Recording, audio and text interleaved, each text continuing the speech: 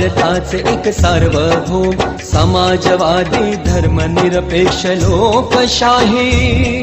गणराज्य घडवण्याचा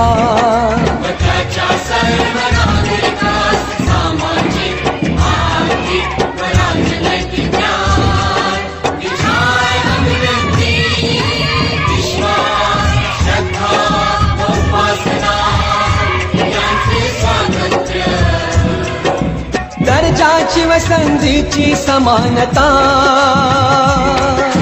निश्चितपणे प्राप्त करून देण्याचा आणि त्या सर्वांमध्ये व्यक्तीची प्रतिष्ठा पराक्रमाची एकता आणि एकात्मता यांचे आश्वासन देणारी बंधुता प्रवर्धित करण्याचा